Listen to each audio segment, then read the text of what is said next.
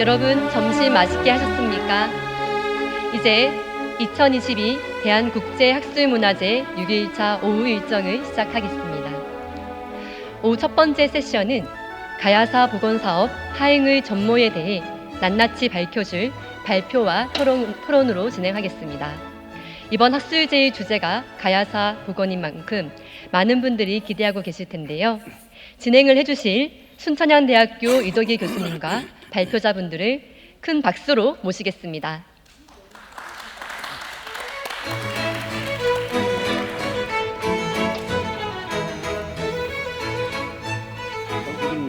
이번 시간에는 가야사 복원사업 파행의 전모라는 주제로 약 2시간 동안 이제 진행을 하려고 합니다. 지난 정권 때 이제 문재인 대통령이 수석 보좌관 회의에서 가야사 복원을 이제 국정 과제로 삼았으면 좋겠다라고 이제 지시를 해서 가야사 복원 사업이 문재인 정권의 이제 100대 국정 과제의 하나로 포함돼서 막 알려지기로는 1조 2천억 원 정도의 이제 거액이 이 분야에 쏟아 부어지고 있는 걸로 알려져 있습니다. 그런데 처음에 이 지시를 했을 때 강단사학계 일부에서는 왜 국가 권력이 이 역사에 나서느냐, 역사 이런 사업에 나서느냐라고 조금 반발하는 듯 하더니 어느 순간에 반발이 싹 사라졌어요. 왜냐하면 당연히 이제 문재인 정권은 촛불 정권이기 때문에 이 가야사를 복원한다 그러면은 당연히 이 촛불을 든 시민들의 요구, 그러니까 적폐청산, 적폐 중에 가장 오래된 적폐가 식민사학 적폐인데 이 부분을 청산하겠다라는 방향으로 갈 줄 알았더니 거꾸로 오히려 식민사학자들과 거의 한 몸이 돼가지고 식민사학을 강화하는 쪽으로 진행이 됐었죠. 그 핵심이 뭐냐면 가야를 가지고 결국 이제 당시 문재인 대통령 이야기는 동서화합의 계기로 삼겠다라고 하는 거였는데 그것이 동서화합이란 말 자체는 좋지만 가야사를 가지고 동서화합을 이야기할 때는 그게 결국 여기에서 나온 게 호남 가야, 충청 가야 이런 이야기들인데 일본인 식민사학자들이 가야를 임나다라고 임날본부다라고 전제하고 고대 야마도회가 지배하는 임나 일본부가 경상도뿐만 아니라 전라도, 충청도까지 지배했다. 결국 이 논리 가지고 복원사업이 진행되면서 상당한 이제 파행이 일었습니다. 그래서 여기에 문제를 느낀 여러 이제 시민들이 식민사관으로 왜곡된 가야사 바로잡기 전국연대를 이제 결성을 해서 했고요. 그 다음에 각 전국연대에 광주연대, 전남연대, 경남연대 하는 식으로 각 지역의 지역 연대들이 결성돼 가지고 지금 이제 가야사가 식민사관으로 왜곡되는 것을 타파하는 그런 이제 운동을 시민운동을 전개하고 있습니다. 그래서 이 자리는 가야사 복원사업 파행의 전모인데요. 결국 이제 파행의 과정뿐만 아니라 가야사가 왜 파행에 이르게 됐는지를 알려면은 이거 학문이기 때문에 이론이 필요합니다. 그래서 이 섹션은 저희가 가야사를 연구하는 이제 학자분들과 그다음에 가야사 바로잡기 전국연대 활동을 하시는 이제 활동가 분들, 이 중에 물론 역사 활동을 하려면 역사 공부를 다 같이 해야 되는데요.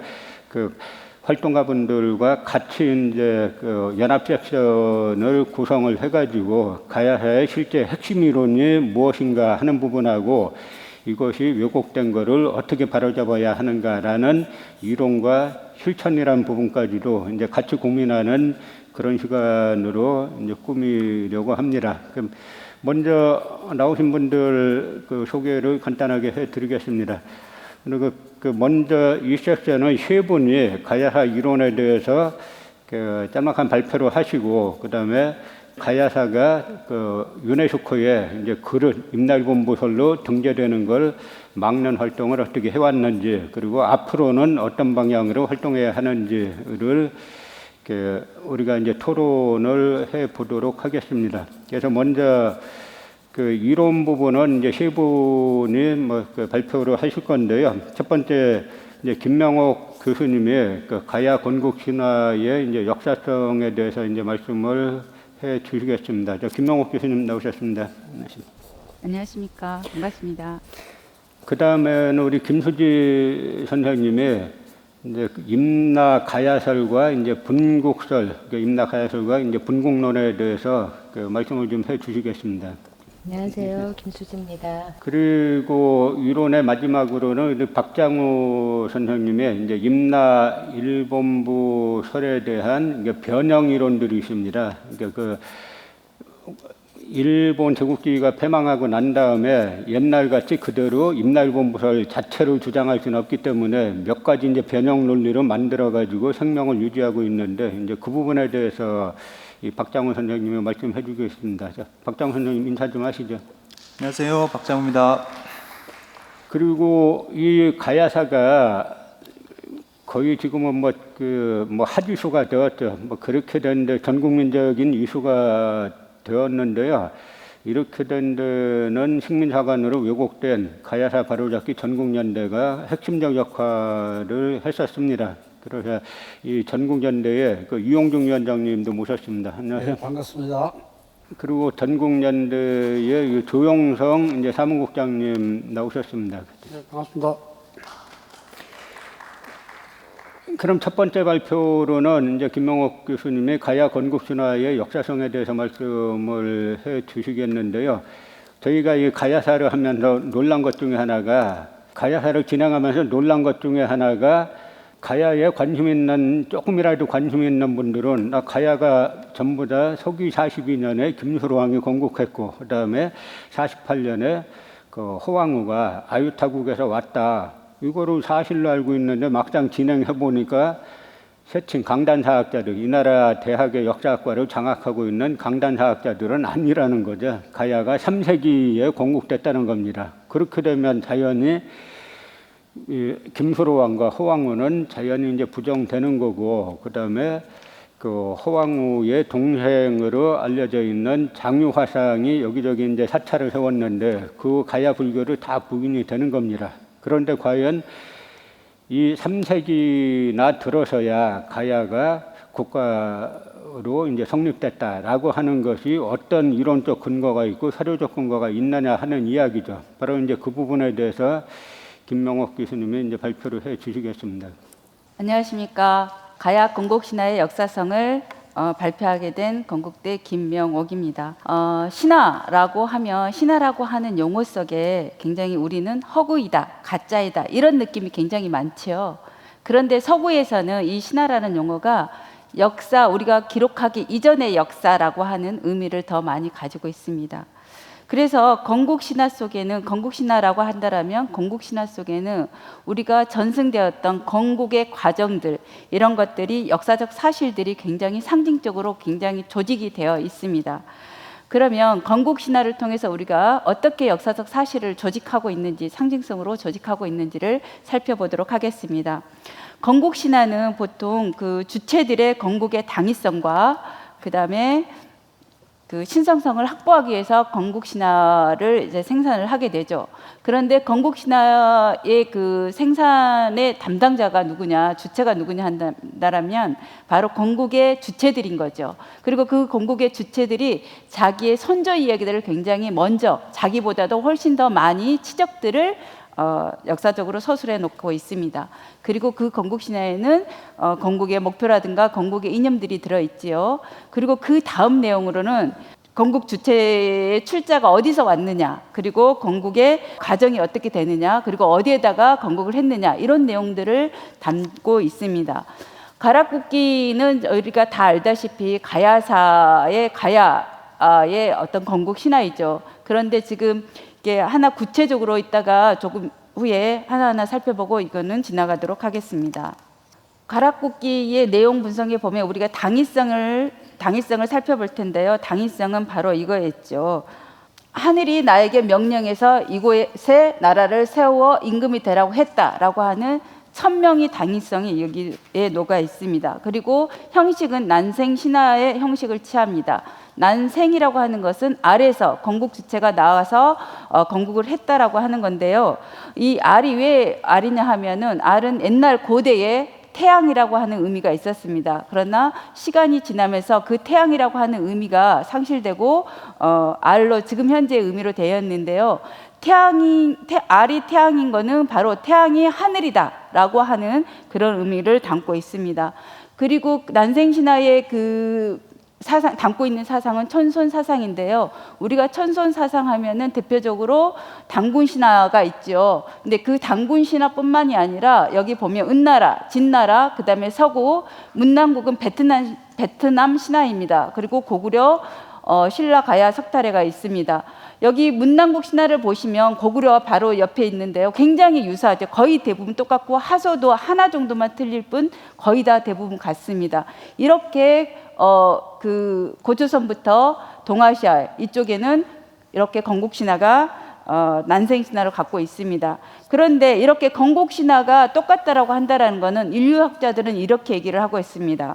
그 민족의 기속성이, 그러니까 그 뿌리가 한 뿌리에서 다 나왔다라고 하는 거죠. 그래서 인류학 개념에서는 포족이라고 하는 개념을 사용하고 있습니다. 제가 좀 번박하게 그 동아시아 난생신화의 어떤 분포도를 그려봤더니요, 이러한 분포도를 보이고 있었습니다.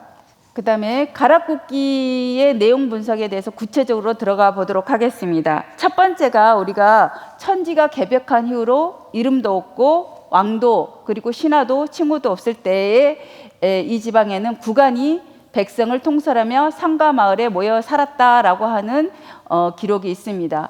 이거는 김수로 왕이 내려오기 북방 이주에서 내려오기 전에 토착의 어떤 그 정치 체제와 생활사를 반영하고 있는 건데요. 이 안에 여기에 보면은 우물을 파고 살았다라고 하는 말이 있습니다. 그러니까 공동 생활을 하면서 정착 생활을 했다라고 하는 것들이 담겨져 있다고 할 수 있지요. 두 번째 나에는 이제 구체적으로 후한 세조 강무제 건무 18년 3월 상사일에 이제 수상한 소리가 들립니다. 그래서 국관들이 가서 보니까 어떤 소리가 들려서 나를 맞이하라라고 하는 얘기가 나오죠. 그래서 하늘에서 그렇게 원하는 대로 춤을 추며 기뻐하며 했더니 하늘에서 자주색의 줄이 내려와서 그리고 땅에 닿았는데 그 끝에 바로 금난 속에 알이 있더라라고 하는 얘기가 있습니다. 이거는 바로 이주 세력과 토착 세력에 맞닥뜨린 그런 광경인데요. 토착 세력의 관점에서 이 글을 쓰고 있습니다. 그러니까 그 전에 건국신화의 대부분은 건국의 주체의 입장에서 이야기들이 전승되고 있었다라면 이 가락국기는 토착민들의 입장에서 이야기가 유포되고 만들어지고 전달되고 있는 것을 우리가 알 수가 있습니다. 그래서 이상한 수상한 소리가 났다라는 것은 그들의 정체를 알 수 없기 때문에 소리만 나고 모습은 안 보였다 이렇게 표현을 하고 있지요. 이 부분에서 문답이 왔다 갔다 하고 있는데요. 이 문답은 굉장히 정치적인 어떠한 협상을 보여주고 있다. 그러니까 무혈 흡수 통합의 과정을 상징적으로 보여주고 있다라고 할 수 있습니다. 아까도 말씀드렸지만 이거는 선주민의 관점에서 서술된 이야기거든요. 그래서 니네가 무력 통합이라면 어쨌든 간에 무력이라고 한다라면 토착 세력 입장에서 기뻐하고 춤추면서 맞이하지는 않았을 겁니다. 그럼에도 불구하고 천손 사상이라고 내포하지도 않았을 겁니다. 그런데 여기에서 보면은 이러한 것들이 춤을 추고 또 천손 사상이 내포되었다라고 하는 것은 선주민의 입장에서 그거를 기꺼이 맞았다라고 할 수가 있겠죠. 그리고 이 얘기에서는 굉장히 정치 협상이 외교적인 수단으로 들어있는 걸 알 수 있어요. 김수로가 이렇게 얘기를 하죠. 너네가 하늘에게 임금을 내려달라고 청해라. 그러면 내가 가서 나라를 세우겠다라고 하는 거거든요. 이러한 형식을 취하면 내가 가서 무력으로 아니라 우리가 흡수 통합을 하겠다라고 하는 얘기를 보여주는 것이고 무력 통합을 하지 않겠다라고 하는 그러한 수사들을 보여주고 있습니다. 그래서 토착 세력들이 그 김수로가 제시한 협상안을 받아들여서 받아들였는데 그것을 기뻐하며 노래하고 춤추는 것으로 이렇게 표현이 되어 있습니다. 잘 알다시피 그러니까 이제 수일이 지나서 알이 어린이가 되고 어린이가 나중에 구척이 돼서 이제 보름달 그날 보름에 이제 그 오르게 되죠. 왕이 오르게 되죠. 이것들은 통합 이후에 김수로 왕이 그러니까 그 안전하게 세력을 확장하지 못한 상태였지만 굉장히 빠른 속도로 자기의 세력을 확장해 내가는 그런 과정들을 볼 수 있습니다. 왜냐하면 어린이에서 구척이 되고 구척이 돼서 앙에 오르고 그것들은 바로 이런 시간들의 흐름들을 보여주고 있기 때문에 선주민들을 토착 김수로 세력이 굉장히 빠른 시간에 이렇게 세력을 확장했다라고 하는 것들을 담고 있습니다. 그러면 우리가 김수로가 출자했던 하늘은 도대체 어디에서 나타났느냐, 하늘은 어디에서 왔냐라고 봤을 때요, 우리가 그 삼국사기 김유신 열전에 이렇게 나와 있죠. 혼원의 후예요 소호의 자손이라고 했으니 남가의 시조 김수로 왕은 신라와 성이 같다라고 얘기를 합니다. 김유신의 12대의 손조가 수로왕이고 또 그 수로왕의 그 후손이었던 9대의 구영왕이 세 아들을 데리고 보물 가지고 532년에 신라에 항복하지 않습니까? 그때의 셋째 아들 무력이 바로 김유신의 증조가 되는 것이죠. 그 다음에 이제 소금철씨는 황제의 아들이다라고 하는 것들은 이제 우리가 동이족이 보통 황제는 중국에서 자기들의 선조로 이렇게 얘기를 하고 있는데요. 대다수의 사기에서 쓴 사마천일 제기한 나머지 그 학자들은 당대의 학자들은 대다수의 학자들은 소호가 바로 황제의 후손이었다, 아들이었다라고 얘기를 하고 있습니다. 그 다음에 문화 계승으로도 우리가 그 김수로의 출자가 하늘에서 왔다를 소호 김천시하고 연결해서 우리가 살펴볼 수가 있는데요. 대문구 문화는 지금의 산동 지방에 있는 대문구 문화, 지금 산동 지방에서 BC 서기전 4100년에서 서기전 2006년에 존재하는 그런 문화예요. 근데 거기에 주인공이 중국에서는 소호 금천시로 얘기를 하고 있죠. 소호가 호자는 머리 위에 해가 떠 있는 형상이고 이것이 바로 하늘의 중심이다라고 하는 의미를 가지고 있습니다. 그리고 소호의 형상을 보면은요, 편두를 했고 그 다음에 이 편두를 한 거는 북두를 담고 싶었던 거죠. 북두라고 하는 거는 이 우주 전체의 별 세계를 운행하는 그런 온기를 가지고 있는 것이 바로 북두이고요. 이 북두는 혼돈의 세계, 그러니까 생과 멸이 없는 그런 영혼계를 상징하는 것이 바로 북두입니다. 그 다음에 이제 소호는 입을 뾰족하게, 새처럼 뾰족하게 했는데요. 조금 이런 돌구슬이 있거든요. 이 돌구슬로 잇몸을 갈았어요. 평생을 갈아서 입을 뾰족하게 했던 거는 새 모양, 즉 태양조로 인식하고자 새가 되고자 했다는 거죠. 그래서 새가 돼서 북두로 날아가고자 하는 그러한 염원을 담고 있었습니다. 그리고 소호는 또 우리가 잘 알다시피 관직명을 새로 했지 않습니까? 그래서 이것들은 이렇게 봤을 때 새를 토템으로 한 조의적이었다라고 얘기를 할 수가 있습니다. 그런데 삼국지, 위지, 동의열전에 보면은요, 변진조에 보면은 이런 얘기가 나옵니다. 장사 지낼 때 새의 깃털을 쓰는데 죽는 자가 날아오르도록 한다는 뜻이다라고 했습니다. 즉 새를 하늘의 사자로 인식했다라는 거죠. 즉 새를 토템으로 삼았다, 변진에서는 삼았다라고 하는 것들을 우리가 알 수가 있습니다. 그리고 또 편두를 했다라는 기록도 있지요. 이렇게 보면은 이렇게 상징적으로 봤을 때 문화학자들은 뭐라고 얘기를 하냐면, 상징성은 문화의 수천 년이 지나도록 놀라울 정도로 안전성을 보여준다. 이것은 한 민족의 상징성들이 그 민족의 먼 조상이나 혹은 선사시대 다른 민족과의 연관성을 말해준다라고 얘기를 하는 거죠. 그러니까 문화라고 하는 거는 굉장히 보수적이어서 빨리빨리 바뀌지도 않을 뿐더러 수천 년 동안 내려온다라는 거예요. 그래서 그 문화가 유사성을 갖고 있다라면 그것은 바로 친족관계, 민족의 기속이 같다라고 얘기를 하고 있는 거죠. 그 다음에 김씨 부인 묘비명이 있는데요. 이거는 1954년에 중국에서 발견됐습니다. 김씨의 묘비명을 보게 되면은요, 한 4가지 정도로 정리가 되는데요. 서금천씨의 가문의 소금천씨가 가문의 세조이다. 그리고 여러 종파로 나눠져서 굉장히 번성했다. 그런 다음에 먼 조상의 이름은 일제인데 흉노 조상에서 왔다. 흉노에서 서안에서 기순에서 무제 때 투호로 봉해졌다. 그리고 한나라 덕을 드러내지 않아 난리가 나자 먼 요동에서 살게 되었다라고 하는데요.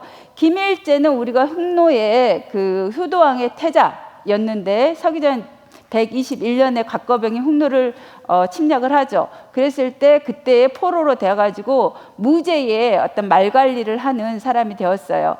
그런데 그때 망나라는 사람이 무제를 암살을 하려고 하는 시도를 하려고 하는 걸 알게 되고 그걸 통해서 이제 그 무제한테 알리면서 그 공으로 투호로 봉해지게 되죠. 우리가 간단하게 선진시대의 북방민족을 살펴보면 동호, 상호, 산융, 동이, 애맥 이런 게 있는데요. 이런 전국시대 연나라가 징계가 동호를 습격하는 사건이 벌어지죠. 근데 그 벌어질 때 사건에서 흉노열전에서 동호가 천리가 물러났다라고 얘기를 했고 삼국지 이서 동의전에서는 조선이 드디어 약해졌다라고 얘기를 하는데요. 그러니까 동호는 곧 고조선의 종족의 일부임을 이렇게 우리가 알 수가 있습니다.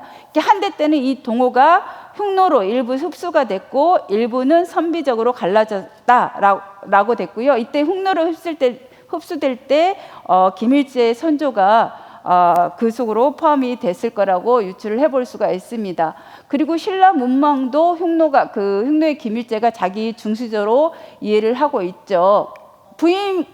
김씨 부인 모명에서 굉장히 중요한 말이 나오는데 우리 집안 멀리 떨어진 노동에 숨어 살게 되었다라고 얘기를 해요. 난리를 만나서. 왜냐하면 그때 신나라를 세운 악망이 그 김일제의 후손일 뿐만 아니라 또 김일제 후손들이 그 신나라에 굉장히 많이 요직에 참여를 하고 있었어요. 그러다가 강무제의 유수가 이제 다시 신나라를 멸망시키고 또 후한을 세우지 않습니까? 그러면서 멀리 요동으로 돌아왔는데 그때의 후손들이 이제 요동에 숨어 살았다라는 거예요. 근데 그때 도착했을 때 거기에는 이미 고조선의 유민들이 있었고 그 유민들과 같이 살면서 융합되었다가 한판은 일부는 한반도로 내려와서 가야를 건국하고 한쪽은 또 이제 신라의 김씨 앙족이 되었다라고 우리가 볼 수가 있겠습니다. 그리고 나서 이제 김수로가 건국을 하고 나서 48년에 화항옥과 국제 결혼을 하게 되는 거죠. 국제 결혼은 아마 문헌상 최초가 아닐까 싶은데요. 어쨌든 간에 이런 국제의 국제의 결혼이 가능했던 거는 그 해상 강국으로서 대외 무역을 했던 그 가야가 아이타국과 거류할 가능성이 매우 높다. 그 근거로는 뭐냐면 변진조에 이 철이 생산나고 한이나 애나 이런 데 널리까지 또 그 공급했다라고 하는 것에서 볼 수 있고요. 두 번째로는 화항우 부모가 이제 그 꿈속에서 상제가 나타나가지고 이제 그 김수로 베풀이 되라라고 했다라는 거. 그리고 김수로가 또 유천관에게 미리 화항우가 올 거를 알고 망산도에 가서 공주를 기다려라라고 했다라는 거죠. 이런 걸로 봤을 때 이미 가라와 아이타국은 서로 교류하고 있었을 것이다라고 우리가 유추해 볼 수 있습니다. 그래서 우리가 이제 그 김수로와 화항옥의 실존성을 본다라면 파사서탑은 뭐 여러분들 너무나 잘 알고 있기 때문에 그냥 지나가고요. 김의 명월사적비가 있는데 이 명월사적비는 증원 스님이 1708년에 이렇게 세운 겁니다. 근데 그 내용을 보면은 그 내용에는 화항옥과 김수로가 처음 만났던 얘기들이 있고요. 그것을 이제 기념하기 위해서 그 만전을 설치하고 거기서 초야를 보내는데 그걸 기념하기 위해서 김수로가 그 명월사를 세웠다는 거죠. 그래서 그 명월사에서 나중에는 홍옥사로 이름이 바뀌고 지금 다시 명월사로 이름이 바뀌었다라는 거고요. 그 내용을 보면은 첫 번째 김수로와 화항우 얘기가 아주 우리 가락국기에 있는 것처럼 요약돼 있고요. 두 번째로는 흥국사, 진국사, 신국사에 대한 창건 이야기가 나오는데 흥국사는 그 김수로 왕의 자신을 위해서 절을 세웠고 진국사는 화항우의 앙비를 위해서 세운 절이고요. 신국사는 세자를 위해서 거둥왕 세자를 위해서 세운 절이 이 절인데 1708년에 당시에는 흥국사는 남아 있는데 진국사와 신국사는 터만 남았다라는 내용이 전승되고 있습니다. 그 다음에 아주 중요한 거는 1592년에 임진왜란을 당해서 이거를 다시 이제 중수를 할 때 거기에 이제 그 기와장에 명문이 하나 나왔는데요. 그 명문이 건강 5년 갑신 3월 람색, 그러니까 서기 144년 3월이라고 월자까지 딱 되어 있는 그러한 명문이 발견됐습니다. 그런데 이제 안타깝게도 지금 이거는 유실돼서 전승은 되고 있지 않지만 이런 중요한 것들이 이 명문들을 통해서 명문이 바로 이제 지금 가락국기가 사실이구나라고 하는 것들을 뒷받침하는 얘기가 될 수 있습니다. 그래서 이제 그 도명스님이 계시는데요. 이 도명스님이 가야불교사 연구원에서 활동하고 계시는 분인데 이분이 신국사, 진국사를 수정되는 곳을 여러 군데를 고생하시면서 여러 번을 다니면서 발견을 하셨어요. 그래서 이제 저기 그 가야불교 빗장을 열다 이제 그 과정이 잘 나와 있고요. 그 다음에 허씨성의 유래가 또 김수랑과 허황욱의 실존성을 우리 증명해 줄 수 있다라고 얘기를 할 수 있습니다. 또 고려시대에 이 놀이가 있는데요. 허황우가 왔던 어떠한 그러한 그 사건을 갖다가 놀이로 만들어서 계승을 하고 있었다라는 거죠. 이런 걸로 봤을 때 허황욱의 이제 실존을 우리가 증명해 줬다라고 얘기를 할 수 있습니다. 그런데 이제 인류학자들의 신화를 어떻게 보고 있었냐면요. 역사라고 하는 거는 역사의 소설 방법은 구술 문화에 됐다. 그러니까 우리가 많은 경험을 하지만 그 경험의 기억을 다 못하거든요. 그래서 선택적으로 기억을 해서 꼭 전해질 것만 어떻게 패턴을 전달할 수 있는 패턴을 만듭니다. 이런 패턴을 만들어서 패턴을 만든 다음에 시간과 공간을 재배열하는 기술을 발견하고 그걸 통해서 비로소 역사를 얘기할 수 있었다라고 하는 거죠. 그렇다고 한다면 지금까지 우리가 얘기해왔던 김씨 열전이라든가 김씨 부인이라든가 이런 것들은 집안에서 대대로 내려왔던 이야기들을 이제 저기 글자로 이제 옮긴 거죠. 그 다음에 두 번째로는 지산동에 이번에 고분군에서 발견된 게 흙방울톡이지 않습니까? 여기에서 보면은 5세 정도의 어린 아이의 고분군인데 여긴 지배층의 자녀로 이제 인식이 될 수 있는데 흙방울에는 가야의 건국신화 내용이 그대로 이제 들어가 있죠. 그래서 들어가 있는데 이렇게 놀이를 통해서 집안에서 놀이라든가 이런 걸 통해서 역사 교육을 집안 대대로 내려왔던 역사 교육을 시켰다라는 것들을 우리가 확인할 수가 있습니다. 그다음에 김해 명월사도 여러 군데 있었던 이야기들을 기록을 한 거잖아요.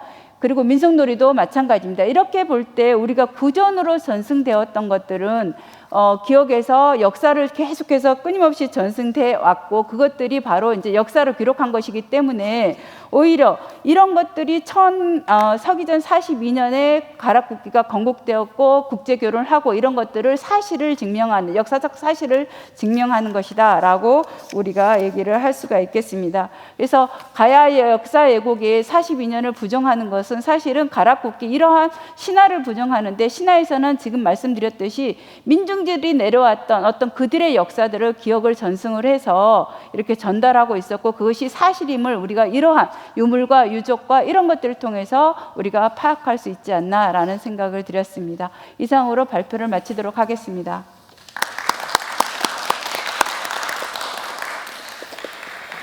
네, 김명옥 교수님이 한국과 중국의 여러 다양한 사료 그리고 유물들을 통해서 그 김수로 왕과 허왕우가 실존 인물이다라는 부분을 이제 말씀해 주셨습니다. 그런데 사실은 우리가 역대 여러 선조들이 쓴 역사서들이 있잖아요. 그 어느 역사서를 찾아봐도 김수로 왕이 가짜다 그렇게 말하는 사람은 아무도 없었어요. 그러니까 모든 게 일본 우리나라를 점령하고 나서 이제 우리 역사를 왜곡하기 시작하죠. 제가 여러 번 말씀드리지만 일제의 역사 왜곡은 큰 틀의 두 가지입니다. 하나는 우리 역사의 공간을 축소하고 또 하나는 우리 역사의 시간을 축소하는 건데 그래서 일본인들이 최초로 김수로 왕이 가짜다라고 해놔야 그다음에 나중에 야마도에가 들어와서 가야를 이제 점령하기 쉽게 이제 그렇게 이론 만들어 놓은 걸 가지고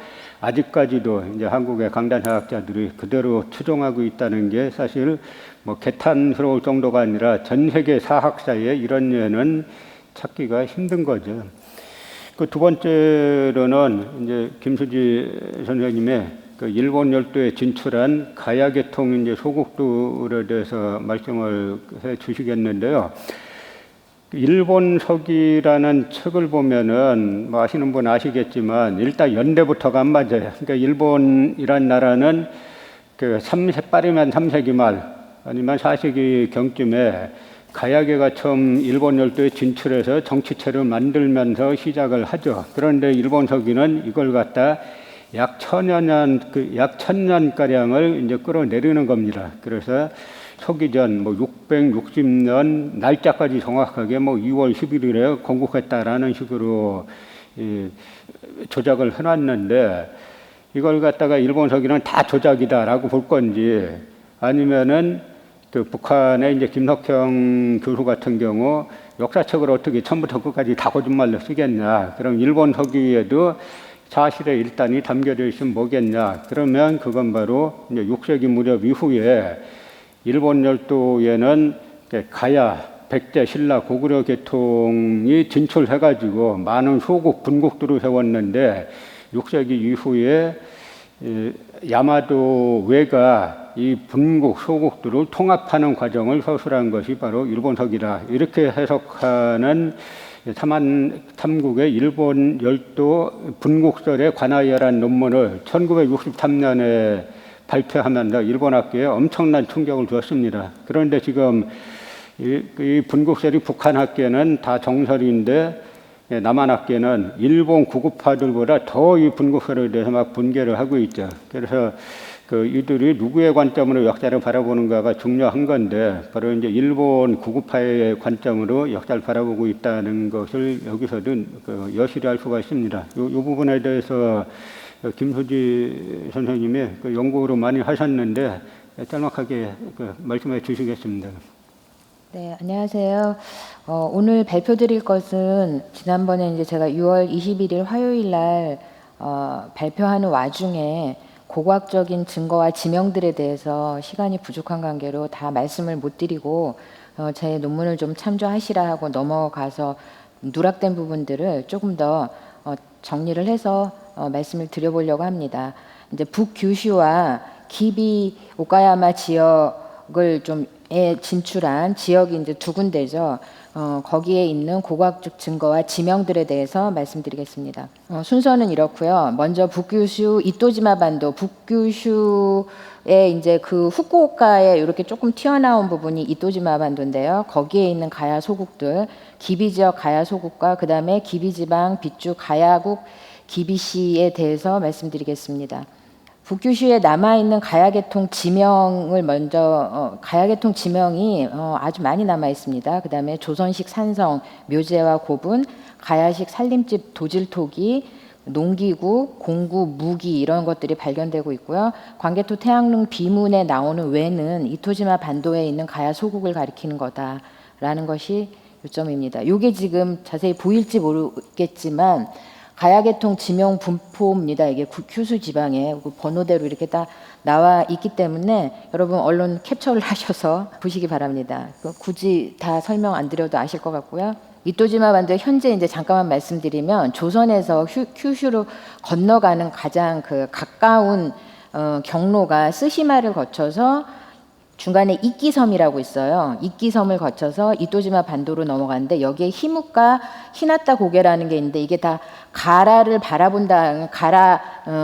이제 히무카라는 게 해를 바라보며 간다라는 건데 그 조선에서 넘어오면서 그 지방에 가면은 그 해를 바라보면서 가면은 그 북규슈에 간다는 그런 뜻이 담긴 지명입니다. 그래서 이 노정을 따라가면은 가야계통 지명과 가야계통 고분군과 조선식 산성이 등장합니다. 고대 시기부터 이토지마에는 가라향이 있고 가라도마리라고 있는데 가라도마리라는 뜻은 가라가 머무르다라는 뜻이에요. 가라는 그 조선이라는 뜻으로도 다 불리고 이러는데요. 또 개향이라는 지명도인데 이것도 가라라는 뜻이고요. 이토지마 반도에는 가우라 해안, 가야바다, 가야산이라고 있습니다. 가야산은 역사문헌에 처음부터 가야산이라고 나옵니다. 10세기에 완성된 화명초에는 직구젠 시마군에 가라향이 있다라고 나오고 직구젠국 이토군에 아라히토라는 말은 아라 히토는 사람이란 뜻입니다. 그래서 아라 사람, 즉 가야 사람이란 뜻입니다. 또 여기서 주의할 것은 일본에서는 향을 고을 아래에 있는 걸로 이제 순서대로 하면 마을이 모여서 향이 되고 향이 모여서 고을이 되는데 향도 쿠니 라고 합니다. 그러니까 나라 국자를 쿤이라고 하거든요. 근데 향도 쿤이라고 있습니다. 근데 이게 이제 일본은 그 주도 쿤이라고 있고 국도 쿤이라고 있고 향도 쿤이라고 읽습니다. 그래서 다시 말하면 소국가들도 다 쿤이 국이라고 했다라는 얘기죠. 이게 무슨 규모를 가지고 물론 이제 규모가 너무 작으면 쿤이라고 하기에는 그렇게 뭐 학문적인 문제가 있을지는 모르겠지만 어쨌든 많은 사람들이 가서 모여서 살아있는 집단적인 체제를 이루고 있는 그곳은 향도 쿤이, 마을도 쿤이, 고을도 쿤이, 국도 쿤이, 나중에 주라는 단위도 나오는데요. 주도 쿤이라고 했습니다. 이 문헌들은 이러한 화명초 만엽집, 헤이안 유문 등등의 문헌에 다 기록되어 있습니다.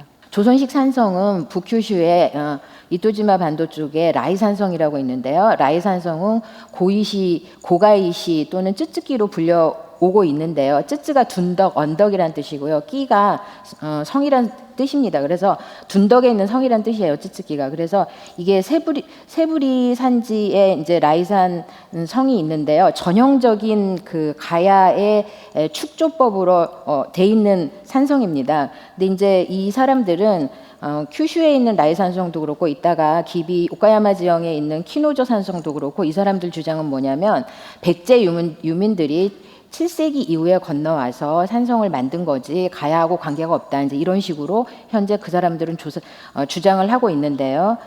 뭐 정확히 발굴은 하지 않은 상태입니다. 이것이 라이산성입니다. 오카야마현의 후쿠오카현입니다. 북규슈 후쿠오카의 라이산성이고요. 라이산성이 이제 저 사람들은 백제 유민들이 쌓은 거라고 자꾸 주장하고 있지만 산성은 제가 아까 말씀드린 것처럼 쯔쯔는 언덕둑 두둑이라는 조선 고대 조선어의 말이고요. 끼는 성이라는 거고요. 이 세부리 산지라는 말 자체가 고대 가야 신라 말입니다. 그리고 이 중요한 거는 이 쯔쯔끼 그 라이산성 안에 고소 신사라고 있어요. 신사가 있는데 이 신사가 옛날 이름이 가라궁이었습니다. 저는 가야가 세웠다는 얘기죠. 산성 축조 방식은 완전히 가야 특유의 축성법인데요. 가야 특유의 축성법은 이렇게 산성을 이렇게 멀리서 보면은 산 언덕 중턱에다 이렇게 산성이 쌓여 있는데 꺾임이 가야 산성의 특유의 꺾임으로 조성돼 가야의 특유의 곡선이 있는데 그 방식으로 구성돼 있고요. 그다음에 또 하나 특징은 뭐냐면 산성에서 아래 평야를 내려다보면 40여 개에 달하는 우두머리급 무덤이 있습니다. 이게 세트입니다. 산성이 있고 밑에 평야가 있고 평야에는 고분이 있다. 이게 이제 세트예요. 그리고 그 지역에는 반드시 가야계통 지명이 있다. 이것까지가 다 세트입니다. 그리고 이게 이제 수키사키 고분이 지금 말한 그 라이산성에서 밑을 내려다 보면은 수키사키 고분이고 로우지 고분이 있습니다. 이게 이제 가야 고분이죠. 그리고 그 지역 주변에 가야식 살림집과 도질토기, 가야식 도질토기와 가야식 농구, 공구, 무기들이 같이 이 이토지마 반도로 해서 엄청나게 퍼져 있습니다. 이게 같이 발견된다는 얘기입니다. 요게 이제 가락바퀴라고 가야식 가락바퀴 방추자도 나왔습니다.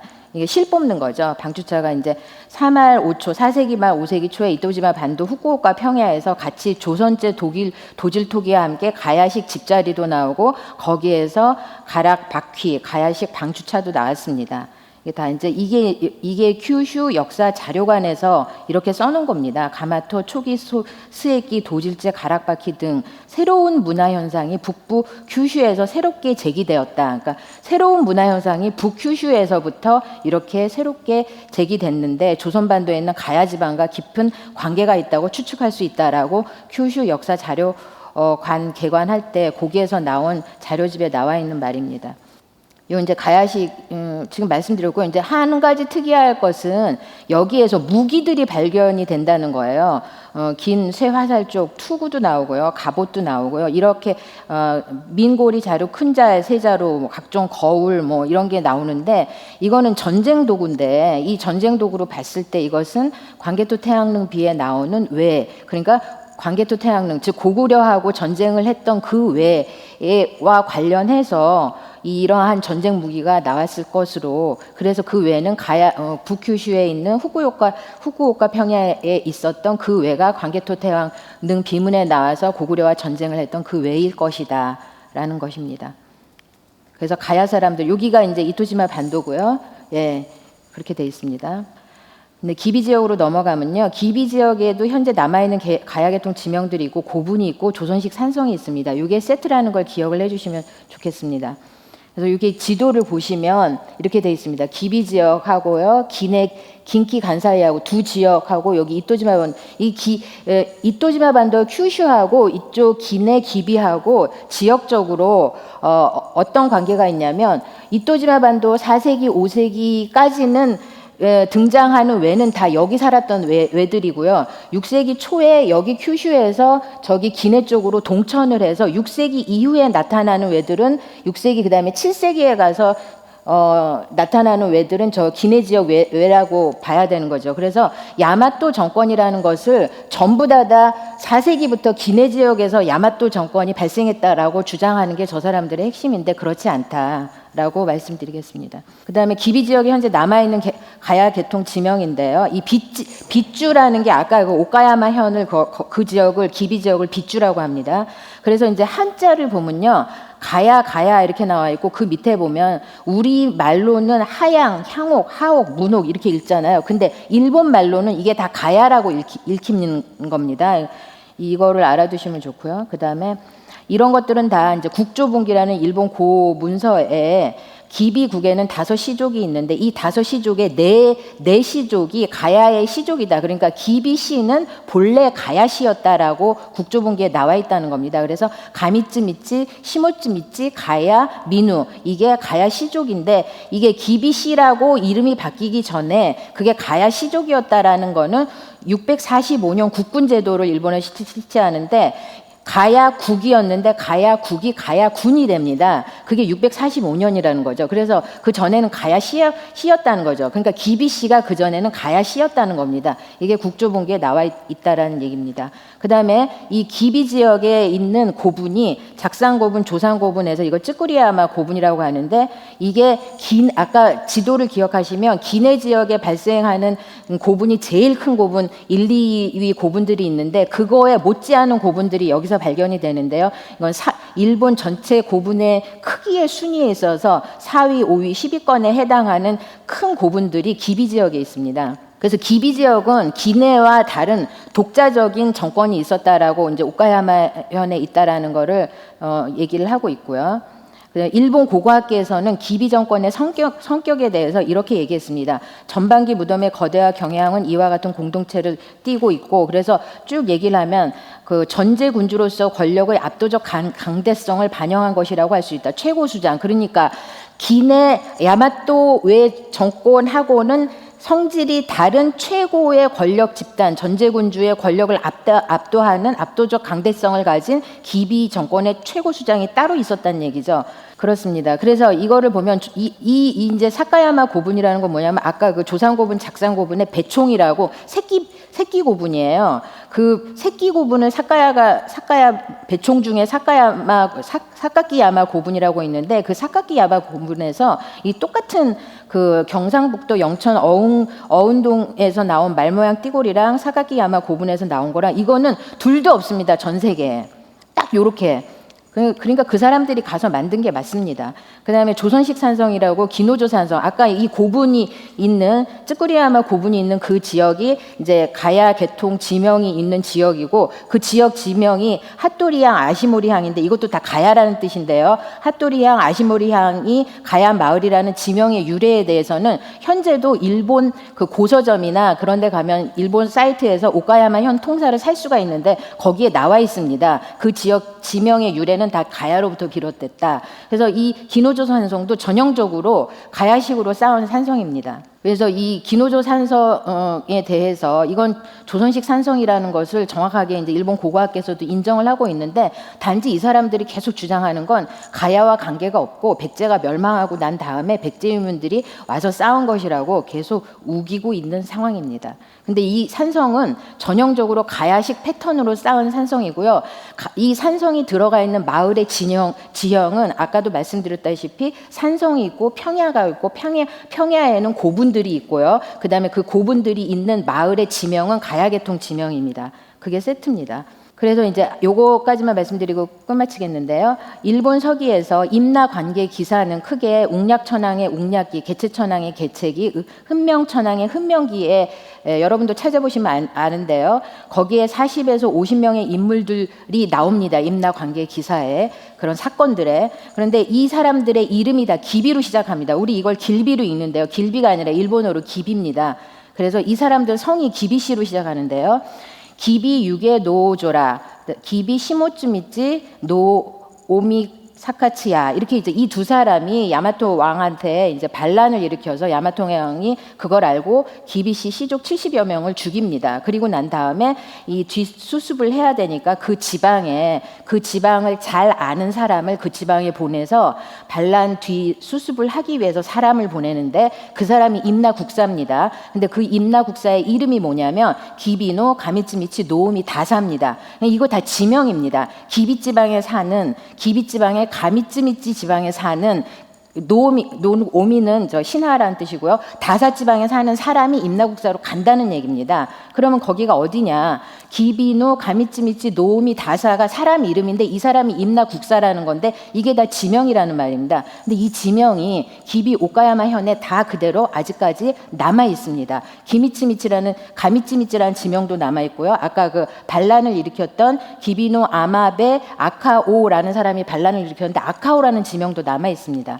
그래서 주요 인물들 중에 제가 이제 찾아봤거든요. 기비 유게베 노조라, 기비노 가미츠미치 노우미 다사, 기비노 아마베 아카오, 이 세 사람들의 이름이 남아 있는데 여기에 이렇게 남아 있습니다. 보시면은 가미츠미치가 뭐냐면은 한문으로 상도예요. 윗동네. 조도라고도 읽고 가미츠미치라고도 읽는데, 가미츠미치가 저기 남아 보이시죠? 조도라고. 그다음에 그 구메난조라고, 지금 저 사람들이 기문을 남원이라고 주장하고 있는데요. 기문은 고문이고 고문은 구문이고 구메남조입니다. 이제 구메남조라는 지역에 저기 보시면 유게라고 있죠. 아까 유게라는 사람이 반란을 일으킨 사람이라고 말씀드렸죠. 유게라는 지명이 그대로 남아 있습니다. 일본의 스나강 상류에 기문이 있고 그 옆에 유게가 있습니다. 그래서 기비 유게 노조라라는 그 사람 이름이 그대로 남아 있죠. 기비 지방에. 그래서 이게 보면 이게 오카야마 시입니다. 기비 유게 노조라죠. 유게라는 지명이 그대로 남아 있고요. 그다음에 기비노 가미츠미치 노우미 다사에서 가미츠미치가 조도역 저기 보이시죠? 그 지명 그대로 남아 있습니다. 그다음에 제가 이게 아카오라는 거를 한자로 정미입니다. 정미를 구글 지도에서 입력을 해서 지도를 찾아보니까 한반도에는 정미라는 단어 지명이 남아있는 곳이 하나도 없는데, 일본에는 이렇게 많아요. 아까워, 정미가 아까운데 이렇게 많은 지역에서 아카오라는 지명을 쓰고 있습니다. 그래서 한반도에는 아카오라는 지명을 쓰는 곳이 없죠. 이게 한중일 제가 다 찾아봤는데 중국하고 한국에는 이 아카오라는 지명이 없고 일본에만 아카오라는 지명이 남아 있습니다. 그래서 기비노 아마베 아카오, 저기 아카오라고 나와 있죠. 아카이와 시가 아카오라고 봅니다. 그래서 이 지명들이 기비 오카야마, 임나와 관련된 그 지명들이 그대로 남아 있다. 그래서 오카야마 현 아사히강과 요시히강 사이를 흐르는 강이 스나강인데요. 스나강이 대사입니다. 대사에서 앞에 대자가 사라지고 사는 모래사자입니다. 스나만 남아서 스나강 하류예요. 그래서 대사는 저 사람들이 지금 하동이라고 얘기하고 있는데요. 하동이 아니라 스나강 하류가 바로 대사라고 볼 수 있는 거죠. 그래서 이 옥구는 이제 신라입니다. 이거는 다 저기 소길본기에도 옥구가 신라라고 나와 있어요. 소길본기 15권 천평 15년에 나와 있기 때문에 여기가 이제 신라고요. 조 위에가 백제고요. 그렇게 돼 있습니다. 그래서 임나국사의 이름이 뭐냐면 기비노 가미츠미치 노우미 다사, 가미츠미치 조도는 여기 기비 오카야마현 지방에 있다. 예, 이상입니다. 마치겠습니다. 김수지 선생님이 일본 열도에 진출한 가야계통 소국들에 대해서 말씀해 주셨는데요.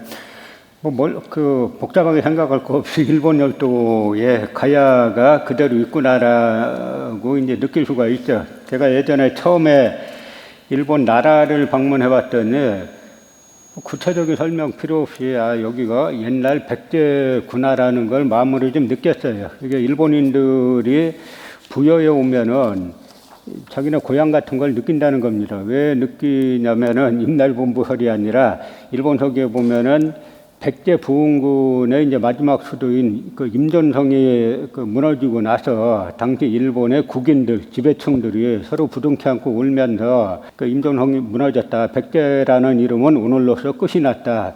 우리 선조들의 무덤이 있는 그곳을 언제 다시 가볼 수 있겠느냐라고 이제 한탄했다는 그런 기사가 나오죠. 그러니까 과거에 그 일본에서는 백제라는 나라를 자기 조상들의 무덤이 있는 곳으로 인식했습니다. 그러니까 일본 고대사를 큰 틀만 이렇게 말씀드리면 초기에는 그 가야계가 진출해서 일본사가 시작되는 겁니다. 그러다가 큐슈에서는 가야계가 주로 주도하다가 이것이 이제 나라, 일본 고대 수도가 나라잖아요. 우리 말 자체 나라지 않습니까?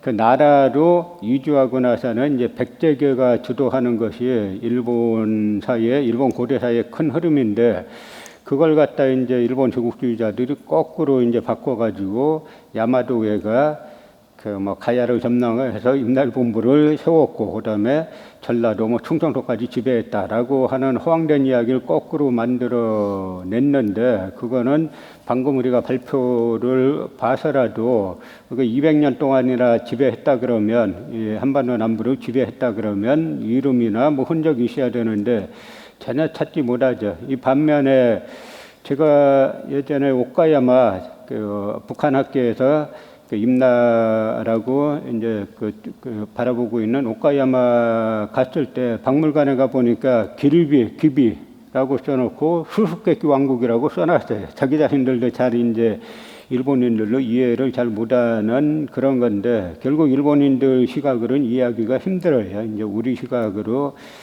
볼 때 일본사가 제대로 이해할 수 있다라는 거를 오늘 다시 한번 이제 말씀을 해 주셨습니다. 그 다음에 이론의 마지막으로는 박장우 선생님의 임나 일본부설의 이제 변형 이론 비판에 대해서 말씀해 주시겠는데요. 임나 일본부설은 일본인들이 대일 항쟁기 때, 일제시대 때는 지금의 조선총독부와 같은 것이었다라고 이제 주장을 했었죠. 그러다가 일본이 패망하고 나서는 그렇게까지는 주장하지 못하고 온갖 변형 이론을 만들어서 무슨 수를 쓰든지 간에 가야가 외에 영향력 아래에 있었다라는 것을 나타내는 거죠. 그래서 가야가 외에 영향력 아래에 있었다는 것만 끝까지 주장하면 이것이 나중에 여차하는 순간에 다시 정한론으로 이제 변형이 되는 건데 개탄스러운 거는 이 논리에 한국인 강단사학자들이 대다수가 또 가담하고 있다는 점이죠.